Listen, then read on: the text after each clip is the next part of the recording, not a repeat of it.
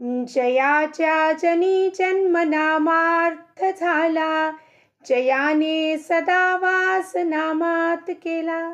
जयाच्या मुखी सर्वदा नाम कीर्ती, नमस्कार त्या ब्रह्म चैतन्य मूर्ती. ಶ್ರೀರಾಮ್ ಸಮರ್ಥ. ಎಲ್ಲ ಆತ್ಮಜ್ಯೋತಿಗಳಿಗೆ ಸಾಷ್ಟಾಂಗ ಪ್ರಣಾಮ ಮಾಡುತ್ತಾ ನನ್ನ ಸದ್ಗುರುಗಳಾದ ಶ್ರೀ ಚಂದ್ರಕುಮಾರ್ ಅವರ ದಿವ್ಯಚರಣಾರವಿಂದಕ್ಕೆ ಸಾಷ್ಟಾಂಗ ಪ್ರಣಿಪಾತವನ್ನು ಮಾಡುತ್ತಾ ತಮ್ಮೆಲ್ಲರಿಗೂ ಶ್ರೀಮಾತ್ರೆ ಸತ್ಸಂಗ ಫೌಂಡೇಶನ್ಗೆ ಸ್ವಾಗತವನ್ನು ಬಯಸುತ್ತಾ ಇಂದಿನ ಮಹಾರಾಜರ ಪ್ರವಚನ 12 ಅಕ್ಟೋಬರ್. ಶ್ರೀ ಮಹಾರಾಜರ ಪ್ರವಚನ ವೃತ್ತಿಯು ಭಗವನ್ಮಯವಾಗುವುದಕ್ಕೆ ಭಕ್ತಿ ಅನ್ನುತ್ತಾರೆ. ವೃತ್ತಿಯು ಭಗವನ್ಮಯ ಆಗುವುದಕ್ಕೆ ಭಕ್ತಿ ಅನ್ನುತ್ತಾರೆ. ವ್ಯಾಖ್ಯಾನ ಕೊಡುವುದು, ನಿರೂಪಣಾ ಮಾಡುವುದು, ಭಗವಂತನ ಬಗ್ಗೆ ಮಾತಾಡುವುದು ಅಂದರೆ ಅದು ಹೆಂಗಿರುತ್ತೆ? ಅನ್ಲಿಮಿಟೆಡ್, ಅಮಾಪವಾಗಿರುತ್ತೆ. ಅದಕ್ಕೆ ಮಾಪಿಲ್ಲ. ಭಕ್ತಿ ಅಂದರೆ ಇಲ್ಲಿ ಇವತ್ತು ಮಹಾರಾಜರಂದರು ವೃತ್ತಿಯು ಭಗವನ್ಮಯವಾಗುವುದಕ್ಕೆ ಅಂದರೆ ಭಗವಂತನ ಸ್ವರೂಪ ನನ್ನ ಪ್ರತಿಯೊಂದು ವೃತ್ತಿಯು ಹೇಳೋದು ಪ್ರತಿಯೊಂದು ವೃತ್ತಿಯು ಏನಿದೆಯೋ ಒಳಗಿಂದ ವೃತ್ತಿ ಅಂದರೆ ವಿಚಾರಗಳು, ಥಾಟ್ಸ್, ಆ ಏನೇನು ಆಚೆ ಬರ್ತಾ ಇದೆಯೋ ವಿಚಾರ ಅದೆಲ್ಲವೂ ಭಗವನ್ಮಯವಾಗಿಡಬೇಕು. ಅಂದರೆ ನಾನು ಏನು ವಿಚಾರ ಮಾತಾಡ್ತೀನೋ ಅದು ಭಗವಂತನ ಜೋಡಿಸ್ಕೊಂಡೇ ಇರಬೇಕು. ಅದು ಗುರುನಾಥನಿಗೆ ಜೋಡಿಸ್ಕೊಂಡು ಇರಬೇಕು ಆ ಮಾತು. ನನ್ನ ಗುರುನಾಥ ಹಿಂಗಿದ್ದಾರೆ, ಗುರುನಾಥ ಹೇಳ್ಕೊಟ್ಟಿದ್ದಾನ್ರಿ, ಗುರುನಾಥ ಮಾಡ್ತಿದ್ದಾನ್ರಿ, ಗುರುನಾಥನ ಬಿಟ್ಟು ಇನ್ನೊಂದು ವಿಚಾರ ಅದು ಹೇಳಲೇಬಾರದು. ಇನ್ನೊಂದು ವ್ಯಾಖ್ಯಾನದಲ್ಲಿ ಹೇಳ್ತಾರೆ ಭಂಜನಂ ಇತಿ ಭಕ್ತಿ. ಭಂಜನ ಮಾಡುವುದು. ಏನನ್ನ ಭಂಜನ ಮಾಡೋದಪ್ಪ? ಮುರಿದು ಹಾಕುವುದು. ಏನನ್ನ? ನಾನು ಏನಿಲ್ಲವೋ ಈ ದೇಹ ಅಂತ ನಾನು ಭ್ರಾಂತಿಯಲ್ಲಿ ಬದುಕ್ತಾ ಇರೋದಕ್ಕೆ, ಆ ದೇಹಕ್ಕೆ ಅಂಟುಕೊಂಡಿರೋ ಉಪಾಧಿ ನಾನಲ್ಲ, ಮನಸ್ಸು ನಾನಲ್ಲ, ಬುದ್ಧಿನೂ ನಾನಲ್ಲ. ಇವೆಲ್ಲ ಹಂಗಂದ್ರೆ ಯಾರು ಕೊಟ್ಟಿರೋದು? ಅವನು ಪರಮಾತ್ಮ ಕೊಟ್ಟಿರೋದು. ಅವನು ಬಳಕೆ ಮಾಡಿಕೊಂಡು ಈ ದೇಹದ ಮುಖಾಂತರ ಅವನು ವ್ಯಾಪಿಸ್ಕೊಂಡು ಕೆಲಸ ಮಾಡುತ್ತಾ ಇದ್ದಾನೆ. ನಮಗೆ ಭ್ರಾಂತಿ ಉಂಟು, ನಾನು ಮಾಡುತ್ತಾ ಇದ್ದೀನಿ ಅಂತ. ಅದಕ್ಕೆ ಅದನ್ನು ಭಂಜನ ಮಾಡುವುದು ಭಕ್ತಿ ಅನ್ನುತ್ತಾರೆ. ಭಗವಂತನ ನಾಮಸ್ಮರಣೆ ಮಾಡುವುದು ಭಕ್ತಿ ಅನ್ನುತ್ತಾರೆ. You name it and everything you call it as a bhakti. ಪ್ರಪಂಚದಲ್ಲಿ ಅದಕ್ಕೆ ಪ್ರೇಮ ಅಂತೀವಿ. ನಾವು ಒಬ್ಬರ ಮೇಲೆ ಪ್ರೀತಿ ಮಾಡ್ತೀವಿ ಅನ್ನೋದಕ್ಕೆ ಪ್ರೇಮ ಏನಂತೀವೋ ಅದೇ ಇಲ್ಲಿ ಪರಮಾರ್ಥಕ್ಕೆ ಬಂದಾಗ ಭಗವಂತನ ಬಗ್ಗೆ ಮಾತಾಡೋದು, ಪ್ರೇಮ ಮಾಡೋದು, ಭಕ್ತಿ ಮಾಡೋದು ಅಂದರೆ ಏನು ರೀ? ಬೆಳಗ್ಗಿಂದ ಸಂಜೆ ತನಕ ಅವನ ಬಗ್ಗೆ ಹೆಂಗೆ ಮಾತಾಡೋದಪ್ಪ? ನಾಮಸ್ಮರಣೆ ಮುಖಾಂತರ ಮಾತಾಡೋದು, ಸದ್ಗ್ರಂಥ ವಾಚನ ಮಾಡೋದು, ಮತ್ತು ಪಾರಾಯಣಗಳನ್ನು ಮಾಡೋದು, ಸ್ತೋತ್ರಗಳನ್ನು ಹೇಳೋದು, ಮತ್ತು ಕೀರ್ತನ ಮಾಡೋದು, ನಾಮ ಸಂಕೀರ್ತನೆ ಮಾಡಿದ್ರು. ಯಾಕೆಂದರೆ ಪ್ರಭು ಪರಮಾತ್ಮ ನಾರಾಯಣನಿಗೆ ಒಮ್ಮೆ ಹೇಳ್ತಾನಂತೆ. ನಾರದರು ಪರಮಾತ್ಮನ ಹುಡ್ಕೊಂಡು ಹೋಗ್ತಾರೆ. ಎಲ್ಲ ಕಡೆಗೂ ಹೋದಾಗ ಎಲ್ಲೂ ಸಿಗೋದಿಲ್ಲ. ಕಡೆಗೆ ಭಕ್ತರ ಸತ್ಸಂಗದಲ್ಲಿ ಕೂತಿರ್ತಾನೆ ಪೃಥ್ವಿನಲ್ಲಿ. ಪರಮಾತ್ಮ ಯಾಕಪ್ಪ ನೀವು ವೈಕುಂಠ ಬಿಟ್ಟು ಬಂದಿದ್ಯಾ ಅಂತ ಹೇಳಿದ್ರೆ, ನಾರದ ನಾಹಂವಸಾಮಿ ವೈಕುಂಠೆ ಯೋಗಿನಾಂ ಹೃದಯೇನ ಚ ಮದ್ಭಕ್ತ ಯತ್ರ ಗಾಯಂತಿ ತತ್ರ ತಿಷ್ಠಾಮಿ ನಾರದ. ಎಲ್ಲಿ ನನ್ನ ಭಕ್ತನು ನನ್ನನ್ನು ಕೊಂಡಾಡ್ತಾ ಇರ್ತಾನೋ ನಾನು ಅಲ್ಲೂ ಇರ್ತೀನಿ ನಾರದ. ಅಲ್ಲಿ ವೈಕುಂಠದಲ್ಲೂ ಇರೋದಿಲ್ಲ. ಸಾವಿರಾರು ವರ್ಷಗಳಿಂದ ತಪಸ್ ಮಾಡುವ ಆ ಯೋಗಿಯರು ಧ್ಯಾನದಲ್ಲೂ ನಾನು ಹೋಗೋದಿಲ್ಲ. ಆದರೆ ಎಲ್ಲಿ ಮೈ ಮರೆತು ನಿರ್ಲಜ್ಜನಾಗಿ ನನ್ನ ಬಗ್ಗೆ ಮಾತಾಡ್ತಾ ಇರ್ತಾನೋ, ಕುಣಿತಿರ್ತಾನೋ ಎರಡು ಕೈ ಎತ್ತಿ, ಅಂತ ಅಲ್ಲಿ ಹೋಗಿ ನಾನು ತತ್ರ ತಿಷ್ಠಾಮಿ ನಾರದ. ಅದಕ್ಕೆ ವೃತ್ತಿಯು ಭಗವನ್ಮಯ ಆಗಲಿಕ್ಕೆ ಏನು ಅಡ್ಡಿ ಬರುತ್ತದಪ್ಪ ನಮಗೆ? ಈ ಏನು ಅಡ್ಡಿ ಬರ್ತಾ ಇದೆ ನಮಗಿವತ್ತು? ಅದಕ್ಕೆ ಒಂದು ದೃಷ್ಟಾಂತದಲ್ಲಿ ರಾಜಾರಾಮ್ ಮಹಾರಾಜರು ಏನು ಹೇಳ್ತಾರಪ್ಪ ಅಂದರೆ, ನನಗೆ ಷಡ್ವಿಕಾರಗಳು ನನಗೆ ತೊಂದರೆ ಕೊಡ್ತಾ ಇದೆ. षडविकार मला नेहमी त्रास देतात. जर श्री चिदंबराने कृपा केली तरच अंतर्शुद्धी होईल. लौकिक प्रतिष्ठा, मानाभिमान, महाविघ्ने मना ओढवतात. असे अवगुण अंतरी साठवून लोकांकरिता मी मला तुझा म्हणवितो, या पतिताचा उद्धार कर. ಲೋಕಾನ್ಕರಿತ, ಜನಕ್ಕೋಸ್ಕರ ನಾನು ನನ್ನನ್ನು ನಾನು ನಿನ್ನ ಭಕ್ತ ಅಂತ ಹೇಳಿಸ್ಕೋತಾ ಇದ್ದೀನಿ ಜಗತ್ತಿನಲ್ಲಿ. ಆದರೆ ಅದು ಇಲ್ಲ. ಈ ಷಡ್ವಿಕಾರಗಳು ನನ್ನ ತೊಂದರೆ ಕೊಡ್ತಾ ಇದೆಯಪ್ಪ ಪರಮಾತ್ಮ, ಅದನ್ನು ದೂರ ಮಾಡು, ಈ ಪತೀತನ ಉದ್ಧಾರ ಮಾಡು ಅಂತ. ನಮ್ಮನ್ನು ನಾವು ಫಸ್ಟ್ ಪತೀತ ಅನ್ಕೋಬೇಕು. ಸಂತರ ಚರಿತ್ರೆ ಆಖ್ಯಾನಗಳನ್ನು ಪಾರಾಯಣ ಮಾಡುವಾಗ ಅವ್ರು ಬರ್ತಿರೋ ಪ್ರತಿಯೊಂದು ಶಬ್ದವನ್ನು ಪುನಃ ಮಾಡಬೇಕು. ಒಂದು ಪಾರಾಯಣ 7 ದಿವಸದಲ್ಲಿ 53 ಅಧ್ಯಾಯ ಮುಗಿಸೋದಲ್ಲ. ಆ ಪಾರಾಯಣ ಹೆಂಗಾಗಬೇಕು? ನಮ್ಮದು ಒಂದು ಅಧ್ಯಾಯನೇ ಒಂದು ಇಡೀ ವರ್ಷ ಓದಬೇಕು. ಪ್ರತಿಯೊಂದು ಶಬ್ದ ರಕ್ತಗತವಾಗಿ ಆಗಬೇಕು. ಅವ್ರು ಏನು ಬೇಡ್ಕೋತಿದ್ದಾರೆ, ಬೇಡಿಕೆ ಹೆಂಗೆ ಮಾಡ್ಕೋಬೇಕು ಪರಮಾತ್ಮನ ಹತ್ರ ಅಂತ ನಾವು ಬೇಡಿಕೆ ಫಸ್ಟ್ ಕಲ್ತ್ಕೋಬೇಕು. ಸಂತರ ಹತ್ರ ಹೋಗಿ ಏನು ಹೇಳ್ತಾರೆ? ನಾನು ಪತೀತನಿದ್ದೀನಪ್ಪ, ನನ್ನಂಥ ಪಾಪಿ ಯಾರೂ ಇಲ್ಲ, ನಾನಂತ ಅಧಮಿ ಯಾರೂ ಇಲ್ಲ, ನಿನ್ನನ್ನು ಮರೆತು ನಾನು ಇಡೀ ಜಗತ್ತೇ ಸತ್ಯ ಅಂತ ತಿಳ್ಕೊಂಡು ಬದುಕ್ತಾ ಇದ್ದೀನಲ್ಲಪ್ಪ. ಅದಕ್ಕೆ ಫಸ್ಟು ನನ್ನ ಪತಿತನನ್ನು ನನಗೆ ಹೇಳಿಕೊಡು, ನಾನು ಹೆಂಗೆ ನಿನ್ನ ಭಕ್ತಿ ಮಾಡಲಿ, ಹೆಂಗೆ ನಿನ್ನನ್ನು ಪ್ರೇಮ ಮಾಡಲಿ, ನನ್ನ ಪ್ರತಿಯೊಂದು ವೃತ್ತಿಯೋ, ನಾನು ಹೇಳ್ತಾ ಇರೋದು ಪ್ರತಿಯೊಂದು ವಿಚಾರ ನಿನಗೆ ಹೆಂಗೆ ಸಮರ್ಪಣ ಮಾಡಲಿ ಅಂತ. ಅದನ್ನೇ ಮಹಾರಾಜರು ಏನು ಹೇಳ್ತಾರಪ್ಪ, ಎಲ್ಲರೂ ಸೇರಿ ನೋಡೋಣ.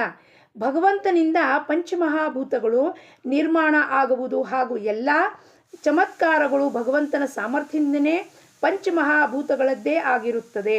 ಪ್ರಪಂಚದಲ್ಲಿ ಏನೇ ನಾವು ಮಿರಾಕಲ್ ನೋಡಿದ್ರು ಕೂಡ ಅವರು ಸಂತರು ಅದಕ್ಕೆ ಏನು ಮಾಡ್ತಾರೆ, ಇದು ಪರಮಾತ್ಮ ಮಾಡೋದು ನಮ್ದು ಏನೂ ಅಲ್ಲ, ಅವನು ಲೀಲಾ ಅಂತ. ಈ ದೇಹದ ಮುಖಾಂತರ ಅವನೇನೋ ಮಾಡಿಸ್ತಾ ಇರ್ತಾನೆ. ಸಂತರು ಅದಕ್ಕೆ ಗಮನ ಕೊಡೋದಿಲ್ಲ, ಲಕ್ಷ್ಯ ಕೊಡೋದಿಲ್ಲ. ಯಾಕೆಂದರೆ ಅವರಂತ ಇದೆಲ್ಲ ಪರಮಾತ್ಮನ ಆಟ, ಅವನು ಮಾಡಿಸ್ತಾ ಇರೋದು, ನಮ್ಮದೇನೂ ಇಲ್ಲ ಅದರಲ್ಲಿ ಸತ್ತ. ಭಗವಂತನ ಹತ್ತಿರ ಇರುವುದೆಲ್ಲವೂ ನಮ್ಮ ಹತ್ತಿರವೂ ಇರುತ್ತದೆ. ಭಗವಂತನು ಜಗತ್ತಿನ ಒಡೆಯ ಇರುತ್ತಾನೆ. ಅವನ ಸತ್ತೆಯಿಂದಲೇ ಎಲ್ಲ ವ್ಯವಹಾರ ನಡೆಯುತ್ತದೆ. ನಾವು ಜೀವರು ಅವನ ಅಂಶ ಆಗಿರುತ್ತೇವೆ. ಆದ್ದರಿಂದ ನಾವು ಕರ್ಮ ಮಾಡಬೇಕು ಹಾಗೂ ಫಲವನ್ನು ಭಗವಂತನ ಇಚ್ಛೆಗೆ ಸಮರ್ಪಿಸಬೇಕು.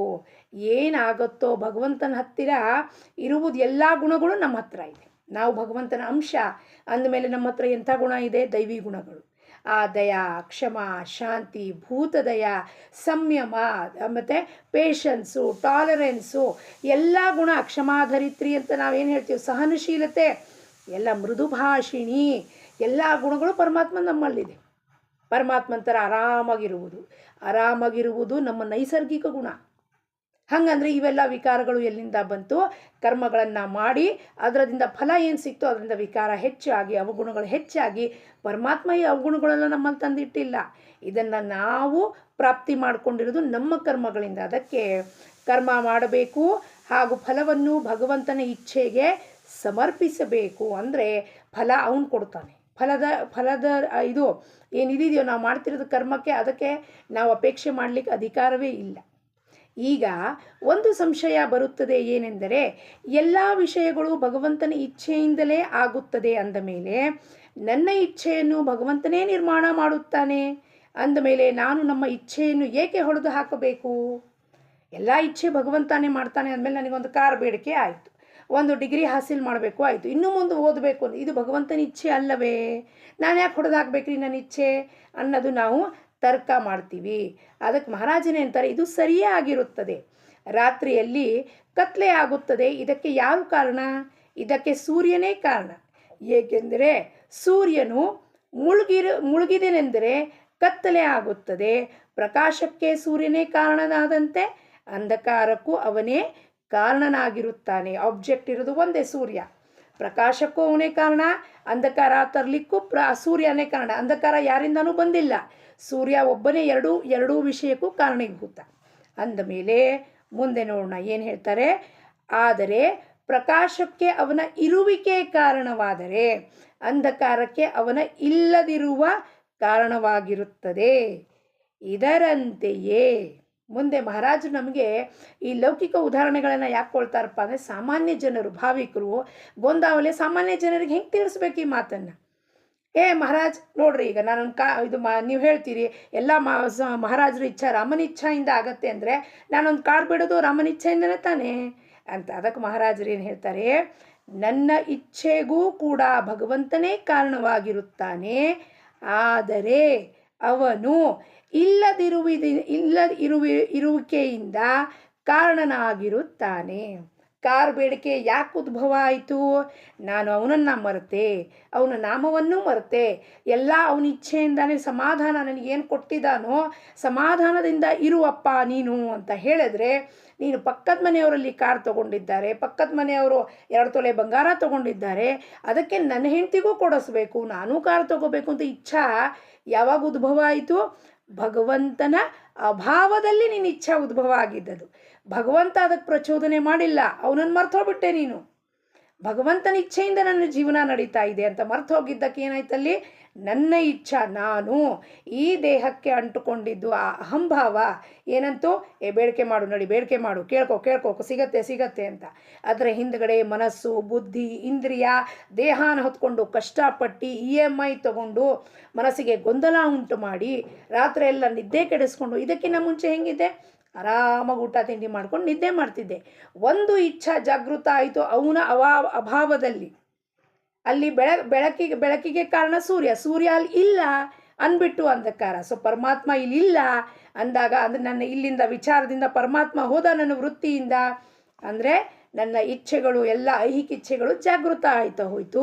ಅದನ್ನು ಪಡ್ಕೊಳ್ಳಿಕ್ಕೆ ನಾನೇನು ಕಷ್ಟಪಡ್ತೀನೋ, ಭಾವನೆ ಪಡ್ತೀನೋ, ಅದು ನನ್ನ ಮತ್ತೆ ಪುನಃ ಆ ವಾಸನೆಯಲ್ಲಿ ಸಿಕ್ಕಾಕೊಂಡಿದ್ದು ನಂದು ಜನ್ಮ. ಪುನರಪಿ ಜನನಂ ಪುನರಪಿ ಮರಣಂ. ಅದಕ್ಕೆ ನಾವು ಏನು ಮಾಡ್ತೀವಿ, ಬರಬೇಕಾತ್ ಮತ್ತೆ ಚಕ್ಕಿ ಪೀಸಿಂಗ್ ಆ್ಯಂಡ್ ಪೀಸಿಂಗ್ ಹಿಟ್ಟು ಬೀಸ್ತಾ ಹೆಂಗಿರ್ತೀವೋ ಹಾಗೆ ಬೀಸಕ್ಕೆ ಪುನಃ ಪುನಃ ಕರ್ಮವನ್ನು ಬೀಸಲಿಕ್ಕೆ ಬರಬೇಕಾಗುತ್ತದೆ ನಮಗೆ. ಎಂಥ ಒಂದು ಇದನ್ನೆಲ್ಲ ಓದ್ತಾ ಹೋದರೆ ಮಹಾರಾಜರದ್ದು ಪ್ರವಚನಗಳನ್ನು, ಗ್ರಂಥಗಳನ್ನು, ಮನಾಚೆ ಬೋಧನ ಎಲ್ಲ ನಮ್ಮ ಮನಸ್ಸಿಗೆ ಎಷ್ಟು ಬೋಧನೆ ಸಂತರು ಮಾಡಿದ್ದಾರೆ. ಆದರೆ ಅರಿವು ನಾವು ಮಾಡ್ಕೋತಾ ಇಲ್ವಲ್ಲಪ್ಪ. ನಮ್ಮ ಜೀವನದ ಬದುಕು ಯಾಕೆ ಗುರುನಾಥ ಬಂದು ಏನು ಹೇಳ್ತಾನೆ ಗೊತ್ತೇನ್ರಿ, ನೀನು ಕಮಲ ಇದೆಯಪ್ಪ, ಕಮಲ ನೀನು ಯಾರು?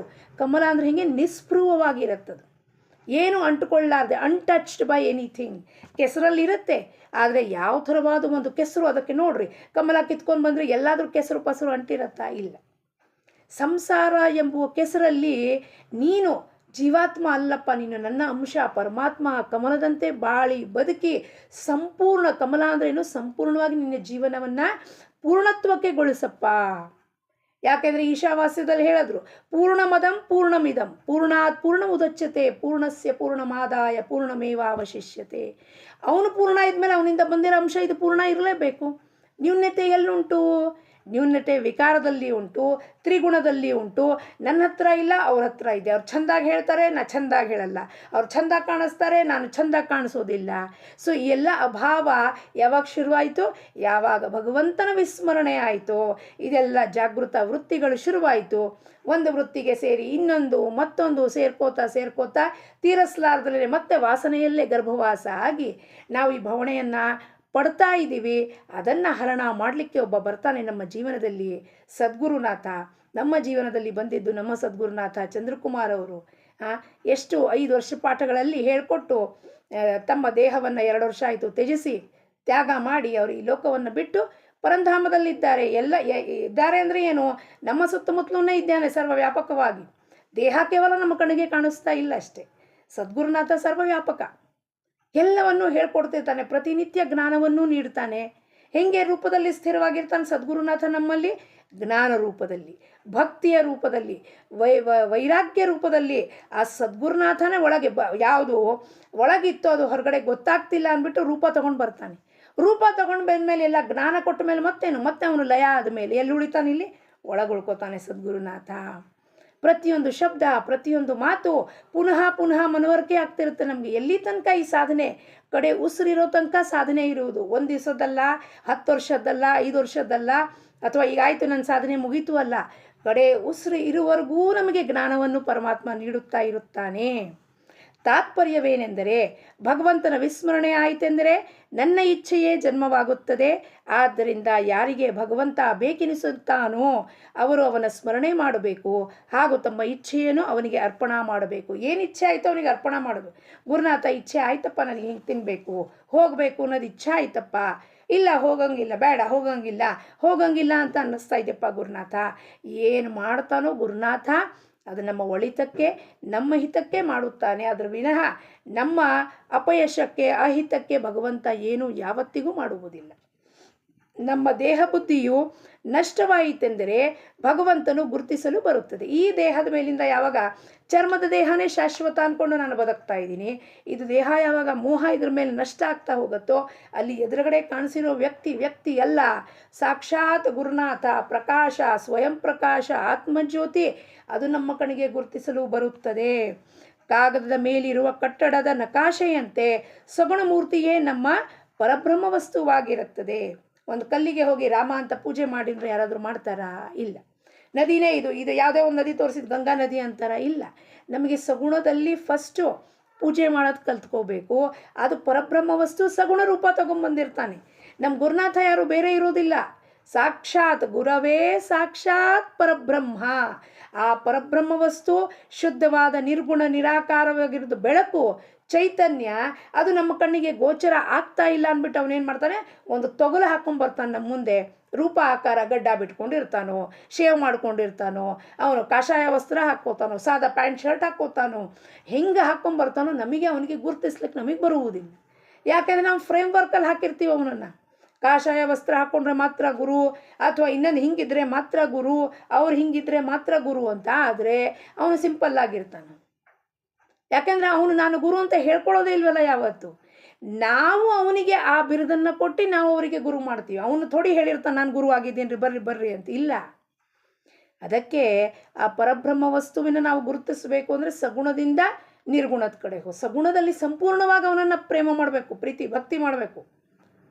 ಸತ್ಸಂಗಕ್ಕೆ ಹೋಗಬೇಕು, ಸಮಕ್ಷವಾಗಿ ಅವನಿದ್ದಾಗ, ಅವನ ದೇಹದಲ್ಲಿ ಇದ್ದಾಗ ಅವನ ಹತ್ರ ಹೋಗಬೇಕು, ಪಾಠ ಕಲಿಬೇಕು, ಅವನ ಮಾತನ್ನು ತಿಳ್ಕೋಬೇಕು, ಗ್ರಹಿಸ್ಕೋಬೇಕು ಅಂದರೆ ನಮ್ಮ ಗುರುನಾಥ ಹೇಳ್ತಿದ್ದ, ನಿಮ್ಮ ಚಪ್ಪಲಿಯನ್ನು ಕ್ಲಾಸಿಂದ ಆಚೆ ಇಟ್ಟು ಬರ್ರಿ. 4 ವರ್ಷಗಳ ಪಾಠವು ಆನ್ಲೈನ್ನಲ್ಲೇ ಹೇಳ್ಕೊಟ್ಟ್ಯಾರ ನಮಗೆ.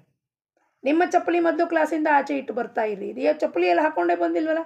ಚಪ್ಪಲಿ ಅಂದರೆ ನಿಮ್ಮ ಅಭಿಮಾನವನ್ನು, ನಿಮ್ಮ ಈಗೋ ಆಚೆ ಇಟ್ಟು ಬರ್ತಾ ಇರಬೇಕು ಕ್ಲಾಸಿಗೆ. ಇಲ್ಲಿ ನಾನು ಏನು ಹೇಳುತ್ತಾ ಇದ್ದೀನೋ ಅದು ಮುಖ್ಯ ಆಗತ್ತೆ. ನಿಮ್ಮ ತಲೆ ಒಳಗೆ ತುಂಬಿಕೊಂಡಿರೋ ಮಾತನ್ನು ಹೇಳಬೇಡಿ. ಇಲ್ಲಿ ನೀವೇನು ತುಂಬ್ಕೊಂಡು ಬಂದಿದ್ದೀರಾ, ನೀವು ಜಗತ್ತಲ್ಲಿ ಫೇಲ್ ಆಗಿದ್ದೀರಾ ಅಂತ ನನ್ನ ಹತ್ರ ಬಂದಿದ್ದೀರಾ. ಫೇಲ್ ಆಗಿ ಬಂದ ಮೇಲೂ ಇಲ್ಲಿ ನನ್ನ ಹತ್ರ ದಿಮಾಗ್ ತೋರಿಸಿದ್ರೆ ಅದು ಹೆಂಗೆ ನಡೆಯುತ್ತಪ್ಪ. ಎಂಥ ಒಂದು ಅದ್ಭುತವಾದ ನೋಟ ಅಂದರೆ, ತುಕಾಮಾಯಿ ಹೆಂಗೆ ಮಹಾರಾಜರ ಜೊತೆಗಿದ್ರು ಹಾಗೆ ನಮ್ಮ ಜೊತೆಗೆ ಮಹಾರಾಜರು, ನಮ್ಮ ಗುರು ಮಹಾರಾಜರು ಬೈಯುವಾಗ ಬೈತಿದ್ರು, ಪ್ರೇಮ ಮಾಡುವಾಗ ಪ್ರೇಮ ಮಾಡ್ತಿದ್ರು, ಆಲಿಂಗನ ಮಾಡುವಾಗ ಆಲಿಂಗನ ಮಾಡ್ತಿದ್ರು. ಎಲ್ಲವೂ ಮಾಡಿ ಪರಮಾತ್ಮ ಹೆಂಗಿರ್ತಾನಪ್ಪ ಅಂತ ನಮಗೆ ಕಣ್ಣಲ್ಲಿ ನಿಜವಾಗಿಯೂ ನಮಗೆ ಆ ಕಣ್ಣಿದ್ರೆ ನಮಗೆ ಗುರುನಾಥ ಸಾಕ್ಷಾತ್ ಪರಬ್ರಹ್ಮ, ನಿರ್ಗುಣ ನಿರಾಕಾರ ಪರಬ್ರಹ್ಮ ವಸ್ತು ಸಗುಣಮೂರ್ತಿಯಾಗಿ ನಮ್ಮ ಕಣ್ಮುಂದೆ ನಿಂತಿರತ್ತೆ ಬಂದು. ನಕಾಶೆಯು ಪೂರ್ಣ ಸಿದ್ಧವಾಯಿತೆಂದರೆ ಕಟ್ಟಡವನ್ನು ನಿರ್ಮಾಣಲು ಕಠಿಣವಾಗುವುದಿಲ್ಲ. ನಕಾಶೆ ಫುಲ್ ರೆಡಿ ಆಯಿತು, ಬ್ಲೂ ಪ್ರಿಂಟ್ ರೆಡಿ ಇದೆ ನನ್ನ ಹತ್ರ ಅಂದರೆ ಆವಾಗ ನಾನು ಅದನ್ನು ನಿರ್ಮಾಣ ಮಾಡಲಿಕ್ಕೆ ತಯಾರಿ ಬೇಕಾಗೋದಿಲ್ಲ, ಬೇಗ ಫಟಾಫಟ್ ಆಗುತ್ತೆ. ಅದರಂತೆ ಸಗುಣವನ್ನು ಸಂಪೂರ್ಣವಾಗಿ ನೀವು ಅನುಭವಿಸಿದಾಗ ಆ ಸಗುಣ ನನ್ನ ಒಳಗೆ ನಿರ್ಗುಣ ರೂಪದಲ್ಲಿ ಸ್ಥಿರವಾಗಿದೆ ಅಂತ ಹೇಳ್ಕೊಡ್ಲಿಕ್ಕೆ ಟೈಮ್ ಬೇಕಾಗೋದಿಲ್ಲ. ಅವಾಗ ಒಂದು ಕ್ಷಣಕ್ಕೆ ಆಗ್ಬಿಡತ್ತೆ ಅಂತ ಹೇಳ್ತಿದ್ರು ಗುರು ಮಹಾರಾಜರು. ಹೇಳ್ತಿದ್ರು, ಒಂದು ಕ್ಷಣಕ್ಕಾಗತ್ತಮ್ಮ ಅದು. ಒಂದು ಅಭಂಗ ನನ್ನನ್ನು ಮುಗಿಸಾಕ್ಬಿಡ್ಬೇಕು, ಒಂದು ಆಖ್ಯಾನ ನನ್ನನ್ನು ಮುಗಿಸಾಕ್ಬಿಡ್ಬೇಕು. ಆಮೇಲೆ ಏನಪ್ಪ ಮತ್ತೆ ಆಮೇಲೆ ಅದನ್ನು ಆನಂದದಿಂದ ಓದಬೇಕು. ಪಾರಾಯಣ ಮಾಡೋದು ಅಂದರೆ ಏನು, ಕಟಿಪಿಟಿ ಮಾಡಿ ಒಂದು ವಾರದಲ್ಲಿ ಮುಗಿಸ್ಬಿಡ್ಬೇಕು ಅಲ್ಲ. ಮುಗಿಸ್ಬಿಡ್ಬೇಕು ಅನ್ನೋದು ಯಾರು ಮಾಡ್ತಿದೆ ಚಡ್ಪಡಿಕೆ ಮನಸ್ಸು. ಆ ಮನಸ್ಸು ಅವನಲ್ಲಿ ಲಯ ಹೊಂದದ ಮೇಲೆ ಏನಾಗತ್ತಲ್ಲಿ, ಆ ಮನಸ್ಸಿಗೆ ಆನಂದ ಹೊಂದದ ಮೇಲೆ ಅದು ಎಷ್ಟು ಆರಾಮಾಗಿ ಓದುತ್ತೆ. ಒಂದೇ ಅಧ್ಯಾಯನ ಇಡೀ ವರ್ಷ ಓದೋಣ, ಏನು ಮಾಡಬೇಕಾಗಿದೆ ನಮ್ಗೆ? ಒಂದು ಅಧ್ಯಾಯದಲ್ಲೇ ಮುಗಿದೋಗುತ್ತೆ ನಮ್ಮ ಕತೆ. ನಾನು ಅನ್ನೋದು ಒಂದು ಅಧ್ಯಾಯದಲ್ಲೇ ಬಿದ್ದು ಹೋಗುತ್ತೆ, ನಾನು ಅನ್ನೋದು ಒಂದು ಅಭಂಗದಲ್ಲೇ ಬಿದ್ದು ಹೋಗ್ಬಿಡುತ್ತೆ. ಗುರುನಾಥ ಆ ಶಕ್ತಿ ಹಾಕಿ ಒಂದೇ ಅಭಂಗದಲ್ಲಿ ನಮ್ಮನ್ನು ಮುಗಿಸಾಕಿರ್ತಾನೆ. ಮುಂದೇನಿದೆಪ್ಪ ಮತ್ತು ಯಾಕೆ ಇವೆಲ್ಲ ತಿಳ್ಕೋಬೇಕು? ನಾವು ತಿಳ್ಕೊಳ್ಳೋ ಹಂಗಿಲ್ಲ, ಆನಂದ ಮಾಡಬೇಕು, ಅದರಲ್ಲಿ ಆಲಿಸಬೇಕು. ಒಂದೊಂದು ಶಬ್ದವು ಗುರುನಾಥ ಮಹಾರಾಜರು ಹಿಂಗೆ ಹೇಳ್ತಿದ್ದಾರಲ್ಲಪ್ಪ, ರಾಜಾರಾಮ್ ಮಹಾರಾಜರು ಹಿಂಗೆ ಈ ಅಭಂಗದಲ್ಲಿ ಹೇಳ್ತಿದ್ದಾರಲ್ಲಪ್ಪ, ವಿಠಾಬಾಯಿ ಹಿಂಗೆ ಹೇಳ್ತಿರಲ್ಲಪ್ಪ, ಮೀರಾಬಾಯಿ ಕೆ ಪದ್, ಸೂರ್ದಾಸ್ ಕೆ ಪದ್, ಪುರಂದರದಾಸ ಕೃತಿ. ಒಂದೊಂದು ಶಬ್ದ ಅವರು ಯಾವ ಮಟ್ಟದಲ್ಲಿ ಹೋಗಿ ಬರೆದಿದ್ದಾರೆ. ಎಂಥ ಒಂದು ಭಕ್ತಿನಪ್ಪ ಗುರುನಾಥ, ನನಗೂ ಇಂಥ ಒಂದು ಭಕ್ತಿ ಮಾಡೋದು ಅವಕಾಶ ಈ ಜನ್ಮದಲ್ಲಿ ಮಾಡಿಕೊಡಪ್ಪ ಅನ್ನೋದು ಬೇಡುವಂಥದ್ದು ವೃತ್ತಿಗಳನ್ನು ನಮ್ಮಲ್ಲಿ ಜಾಗೃತ ಮಾಡುತ್ತೆ ಈ ಎಲ್ಲ ಗ್ರಂಥಗಳು. ಅದಕ್ಕೆ ನಾವು ಭಗವಂತನ ಹತ್ರ ಹೆಂಗೆ ಬೇಡ್ಕೋಬೇಕು ಅನ್ನೋದನ್ನು ಸಂತರ ಹತ್ರ, ಸದ್ಗುರುಗಳ ಹತ್ರ ಹೋಗಿ ಫಸ್ಟ್ ಕೇಳಬೇಕು. ಅವ್ರು ಹೆಂಗೆ ಬೇಡ್ಕೋತಾರಪ್ಪ. ತಾಯಿ ಮಾಡ್ಕೊಡ್ತಾಳಮ್ಮ ಎಲ್ಲ, ಏನೂ ಯೋಚನೆ ಮಾಡೋದು ಅವಶ್ಯಕತೆ ಇಲ್ಲ. ತಾಯಿ ಇದ್ದಾಳಮ್ಮ, ಅವಳು ನೋಡ್ಕೋತಾಳೆ ಎಲ್ಲ. ಎಂಥ ಒಂದು ಪ್ರೇಮದಿಂದ ಭಕ್ತಿಯಿಂದ ಆ ಶಬ್ದಗಳು ಆಚೆ ಬರ್ತಾ ಇರುತ್ತೆ ಅಂದರೆ ನಮ್ಮನ್ನು ಅದು ಎಳ್ಕೊಂಡು ಹೋಗ್ಬಿಡುತ್ತೆ ಅವ್ರ ಹತ್ರ, ಮ್ಯಾಗ್ನೆಟಿಕ್ ಪುಲ್ ಥರ. ಅದಕ್ಕೆ ಸಗುಣ ಮೂರ್ತಿಯ ಧ್ಯಾನ ಮಾಡಬೇಕು. ಬ್ರಹ್ಮ ನಿರಾಕಾರ ಆಗಿರುತ್ತದೆ, ಅದನ್ನು ಆಕಾರದಲ್ಲಿ ತರುವುದು ತಪ್ಪಾಗಿರುತ್ತದೆ ಎಂದು ಕೆಲವರು ಅನ್ನುತ್ತಾರೆ, ಅದ್ವೈತ ಸಿದ್ಧಾಂತಿಗಳು. ಆದರೆ ನಾನು ಸ್ವತಃ ಎಲ್ಲಿಯವರೆಗೂ ಆಕಾರದಲ್ಲಿ ಇರುತ್ತೇನೆಯೋ ಅಲ್ಲಿಯವರೆಗೂ ಸಗುಣಮೂರ್ತಿಯ ಅವಶ್ಯಕತೆ ಇರುತ್ತದೆ. ಎಲ್ಲಿವರೆಗೂ ನಾನು ಆಕಾರದಲ್ಲಿದ್ದೀನಿ ಅಂತ ನನ್ನ ಗಮನಕ್ಕೆ ಬರ್ತಾ ಇದೆ, ನಾನು ನೋಡ್ಕೋತೀನಿ, ನಾನು ಕನ್ನಡಿದಲ್ಲಿ ಡ್ರೆಸ್ ಹಾಕ್ಕೋತೀನಿ, ಸೀರೆ ಉಟ್ಕೋತೀನಿ, ಹೂ ಮುಡ್ಕೋತೀನಿ, ಎಲ್ಲ ನಾನು ಮಾಡ್ತೀನಿ ನನಗೆ ಅಂದಮೇಲೆ ಅಲ್ಲಿವರೆಗೂ ಸಗುಣಮೂರ್ತಿಯ ಧ್ಯಾನ ನಾನು ಮಾಡಲೇಬೇಕು. ಅದಕ್ಕೂ ಅಲಂಕಾರ ಮಾಡಬೇಕು, ಅದಕ್ಕೂ ಹೂವು ಹಚ್ಚಬೇಕು, ಗಂಧ ಹಚ್ಚಬೇಕು. ಎಲ್ಲವೂ ನನಗೆ ಹೆಂಗೆ ಮಾಡ್ಕೋತಿರ್ತೀನೋ ನಾನು ಆಕಾರದಲ್ಲಿ ಇದ್ದೀನಿ ಅಂತ ನನಗೆ ಗಮನ ಬರುತ್ತಂತೆ. ಆಮೇಲೆ ನಿರ್ಗುಣದ ಅನುಭವ ಆದಮೇಲೆ ಆ ಆನಂದ, ಪೂಜೆ ಮಾಡೋದು ರೀತಿನೇ ಬೇರೆ ಆಗೋದು. ಅವಾಗ ಆನಂದದಿಂದ ಪೂಜೆ ಮಾಡ್ತಿರ್ತೀರ ನೀವು. ನಿಮಗೆ ಗಮನನೇ ಇರೋದಿಲ್ಲ ನಿಮ್ಮನ್ನು ಯಾರು ಕರೀತಿದ್ದಾರೆ, ಯಾರು ಮಾತಾಡಿಸ್ತಿದ್ದಾರೆ, ಯಾರು ಫೋನ್ ಹಚ್ಚಿದ್ದಾರೆ, ಮನೆ ಒಳಗೆ ಏನಾಗ್ತಿದೆ ಅನ್ನೋ ಗಮನ ಇಲ್ಲ. ನೀವು ತಾಯಿ, ನೀವು ಚಿದಂಬರ, ನೀವು ಕೃಷ್ಣ, ನೀವು ಸದ್ಗುರುನಾಥ, ಅವ್ರು ಬಿಟ್ಟು ಇನ್ಯಾರು ಅಲ್ಲಿ ಇರುವುದಿಲ್ಲ. ನಾನು ರಾಮನವನು ಇರುತ್ತೇನೆ ಎಂದು ಅನ್ನುವುದೇನೆಂದರೆ ನಾನು ಬ್ರಹ್ಮನಿರುತ್ತೇನೆ, ನಾನು ಬ್ರಹ್ಮನಿರುತ್ತೇನೆ. ಅಹಂ ಬ್ರಹ್ಮಾಸ್ಮಿ, ಅಹಂ ಬ್ರಹ್ಮಾಸ್ಮಿ ಶಬ್ದದ ಅರ್ಥ ನಮಗೆ ಗೊತ್ತಿಲ್ಲ. ಅದಕ್ಕೆ ಸಾಮಾನ್ಯ ಭಾವಿಕರಿಗೆ ಹೆಂಗೆ ಹೇಳ್ತಾರೆ ಮಹಾರಾಜರು, ನಾನು ರಾಮನವನು ಇರುತ್ತೇನಪ್ಪ. ಮಹಾರಾಜರು ಎಲ್ಲರ ಮೇಲೂ ಬಂದವರು ಎಲ್ಲರ ಮೇಲೂ ಕೃಪೆ ಮಾಡಿ ಹೋಗಿದ್ದಾರೆ. ಲಕ್ಷಾಂತರ ಜನದ ಮೇಲೆ ಕೃಪೆ ಮಾಡಿ ಹೋಗಿದ್ದು. ಏನಪ್ಪ ನೀ ರಾಮನವರು ಇರುತ್ತಿ, ರಾಮನವನು ಇರುತ್ತಿ ಅಂದರೆ ಏನು, ನೀನೇ ಬ್ರಹ್ಮನೇ ಇರುತ್ತಿದಿ. ಆದರೆ ಬ್ರಹ್ಮನಿರುತ್ತಿದಿ ಅಂದರೆ ಆ ಶಬ್ದದ ಅರ್ಥ ಬ್ರಹ್ಮವಸ್ತು ಅಂತ ಅರ್ಥ ಆಗಲ್ಲ. ನೀ ರಾಮನವನಾಗಿದೆಯಪ್ಪ ಅಂತ ಹೇಳಿಬಿಡ್ತಾರೆ ಎಂದು ಅನ್ನುವುದಾಗಿರುತ್ತದೆ. ತದಾಕಾರ ವೃತ್ತಿಯಾಗುವುದಕ್ಕೆ ಅನುಸಂಧಾನ ಅನ್ನುತ್ತಾರೆ. ಹಾಗೂ ಅನುಸಂಧಾನದಿಂದ ವೃತ್ತಿಯು ಭಗವನ್ಮಯ ಆಗುವುದಕ್ಕೆ ಭಕ್ತಿ ಅನ್ನುತ್ತಾರೆ. ಬ್ರಹ್ಮವು ಸತ್ಯ ಹಾಗೂ ಜಗತ್ಮಿಥ್ಯ. ಸ್ವಲ್ಪದರಲ್ಲಿ ಇದರ ಅರ್ಥವೇನೆಂದರೆ ಜಗತ್ತು ಹೇಗೆ ಇದೆಯೇ ಎಂದು ನಾವು ತಿಳಿದಿರುತ್ತೇವೆಯೋ ಹಾಗೆ ಅದು ಇರುವುದಿಲ್ಲ. ನಾನು ಯಾರನ್ನೋ ಒಬ್ಬರನ್ನ 4-5 ವರ್ಷದ ಮುಂಚೆ ನೋಡಿರ್ತೀನಿ. ನಾನು ಅವರನ್ನು ಹಿಡ್ಕೊಂಡು ಹಾಗೆ ಇದಾದ ಮೇಲೆ ಈಗ ಅವರನ್ನು ಬೇರೆ ನೋಡಿದಾಗ ಅವರಲ್ಲಿ ಬದಲಾವಣೆ ಆಗಿರುತ್ತೆ, ಮಾನಸಿಕವಾಗಿ, ದೈಹಿಕವಾಗಿ. ಆದರೆ ನಾನು ಎಲ್ಲಿದ್ದೀನಿ ಅಲ್ಲಿ 5 ವರ್ಷದ ಹಿಂದೆ ನಿಂತ್ಕೊಂಡು ಇವ್ರು ಹಿಂಗಿದ್ರು ಆದರೆ ಏನು, ಬ್ರಹ್ಮ ಸತ್ಯ ಜಗತ್ ಮಿಥ್ಯ. ನಾನು ನೋಡುವ ರೀತಿ ಮೈ ದೃಷ್ಟಿಕೋನ ಇಸ್ ನಾಟ್ ಪ್ರಾಪರ್. ಅವ್ರನ್ನ ಆ 5 ವರ್ಷದ ಹಿಂದಿರೋ ಮನುಷ್ಯನ ನೋಡ್ಕೋತ ಈಗ ಇನ್ನೂ ಅಲ್ಲೇ ಕೂತೀನಿ ನಾನು. ಅವರೆಲ್ಲ ಬದಲಾವಣೆ ಆಗೋಗಿದೆ, ಅವ್ರು ಮಾತಾಡೋದ್ರಲ್ಲಿ, ನುಡಿಯಲ್ಲಿ, ಅವರ ಒಂದು ಸ್ವಭಾವದಲ್ಲಿ. ಆದರೆ ನನಗೆ ಗುರ್ತಿಡಲಿಕ್ಕೆ ಬರ್ತಾ ಇಲ್ಲ. ಅದಕ್ಕೆ ಅವ್ರು ಹೇಳ್ತಾರೆ ನಾನು ಯಾವ ರೀತಿಯಲ್ಲಿ ನೋಡ್ತಿದ್ದೀನೋ ಅದು ತಪ್ಪಾಗಿರುತ್ತದೆ. ಒಳಗೂ ಹೊರಗೂ ಭಗವಂತನು ಕಾಣುವುದು ಭಕ್ತಿಯ ಲಕ್ಷಣವಾಗಿರುತ್ತದೆ. ಇದಕ್ಕಾಗಿ ಭಗವಂತನು ನಮ್ಮ ಕರ್ಮಗಳ ಕಡೆಗೆ ನೋಡುತ್ತಾ ಇರುತ್ತಾನೆ ಎಂಬ ಅರಿವನ್ನು ಸ್ಥಿರವಾಗಿ ಇಟ್ಕೊಳ್ಳಬೇಕು. ಇದಕ್ಕೆ ಕನಕದಾಸರ ಕಥೆ ನಮಗೆಲ್ಲರಿಗೂ ಗೊತ್ತು. ಅದಕ್ಕೆ ಸ್ಥಿರ ಹೆಂಗೆ ಇಟ್ಕೋಬೇಕು ಅವ್ರು ಹೇಳಿದ್ರು. ಎಲ್ಲ ಕಡೆ ಇದ್ದಾನಪ್ಪ ರಾಮ, ಎಲ್ಲ ಕಡೆ ಪರಮಾತ್ಮನಿದ್ದಾನೆ, ನಾನು ಮುಚ್ಚಿಟ್ಕೊಂಡು ಎಲ್ಲಿ ತಿನ್ನಲಿ ಗುರುನಾಥ. ತೋರಿಸ್ಬೇಕಾಗಿತ್ತು ಗುರುಗಳಿಗೆ ಕನಕದಾಸರು ಹೆಂಗಿರ್ತಾರೆ, ಭಲೇ ಭಲೇ ಕನಕ ಅಂತ. ಯಾಕೆ ನಾವೆಲ್ಲ ಬೂಟಾಟಿಕೆಯಿಂದ ಭಕ್ತಿ ಮಾಡ್ತೀವಿ. ಸತ್ಯ ಹೇಳೋಕ್ಕೆ ಯಾರಿಗೂ ಧೈರ್ಯ ಇರೋದಿಲ್ಲ. ನಾನು ತಪ್ಪು ಮಾಡಿದ್ದೀನಿ ರೀ, ನನಗೆ ಕ್ಷಮಾ ಮಾಡಿರಿ ಅನ್ನೋದು ಹೇಳೋ ಧೈರ್ಯ ಇರೋದಿಲ್ಲ. ಅದಕ್ಕೆ ಗುರುನಾಥ ಏನು ಮಾಡ್ತಾನೆ, ಯಾರನ್ನೊಬ್ರು ಮುಂದೆ ನಿಲ್ಲಿಸ್ತಾನೆ. ನೋಡಪ್ಪ ಸತ್ಯ ಅಂದರೆ ಏನು ಇದು ತಿಳ್ಕೊ. ಕನಕದಾಸರು ಹೇಳ್ತಾರೆ, ಎಲ್ಲಿ ತಿನ್ನಲಿ ಗುರುಗಳೇ ಬಾಳೆಹಣ್ಣ? ಕಬಾಟ್ ಹಿಂದ್ಗಡೆನೂ ಅವನಿದ್ದಾನೆ, ಕಬಾಟ್ ಒಳಗೂ ಇದ್ದಾನೆ, ಹೊರಗೂ ಇದ್ದಾನೆ, ಸರ್ವವ್ಯಾಪಕನಾಗಿದ್ದಾನೆ. ನಾನು ಅವನ್ನ ಮುಚ್ಚಿಟ್ಕೊಂಡು ಎಲ್ಲಿ ತಿನ್ನಲಿ? ಅದಕ್ಕೆ ಅವ್ರು ಕನಕದಾಸರಾದರು. ಬಾಕಿಯವರೆಲ್ಲ ಏನದು ವಿಷಯಿ ದಾಸರಾದರು.